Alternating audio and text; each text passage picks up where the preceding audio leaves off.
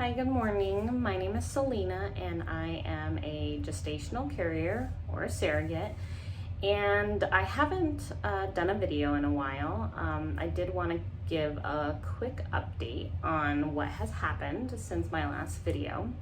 So my last video, I had talked about my results from my first transfer, which was unsuccessful. It resulted in something called a chemical pregnancy, which means that the embryo did implant on transfer, but it didn't grow. So after my first couple of pregnancy beta tests, I had HCG level in that hormone in my blood, but then after a couple of days, it stopped growing or increasing in level. So that resulted in a failed transfer, which they called a chemical pregnancy. So what happens after that? So first I had to be taken off medication. So right that day they said stop all medication. So I didn't do any more injections. And after maybe 2 or 3 days, I started a period, which was a little bit heavier.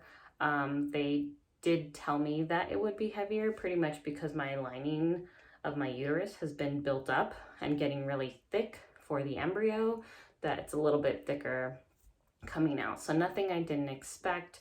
I have seen on some Facebook posts that some people said it's like a lot of cramping or really, really heavy. I felt like it was just regularly heavy, nothing extra crazy, but it could be worse based off what I've heard from other women. And then I had to wait an entire month for my first regular period. So that first one wasn't really regular. It was I stopped injections and then, then it happened. So I had to wait a month for my regular period.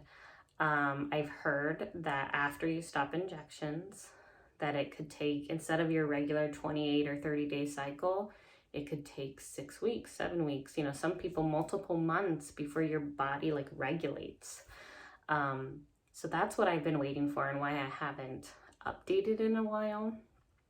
For me, it took about 35 days, so a little bit longer than the normal 30 days. But I was happy because I was so nervous that it would take 6, 7, 8 weeks, so 35 days it took. So the day I started my period, I called my clinic and said, hey, I've started, and they gave me a new calendar. So I will be starting injections again. And they gave me a new calendar for my schedule for injections and my next transfer date. So hopefully this one takes. And so yeah, that's kind of the process after a chemical pregnancy.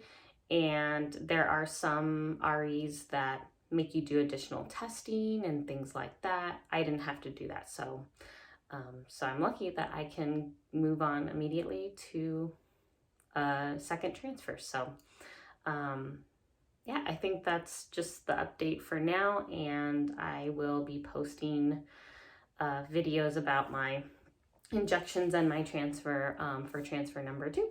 So bye guys. If you have any questions, put them down in the comments, and if you haven't already, please subscribe to follow my journey. Thanks guys.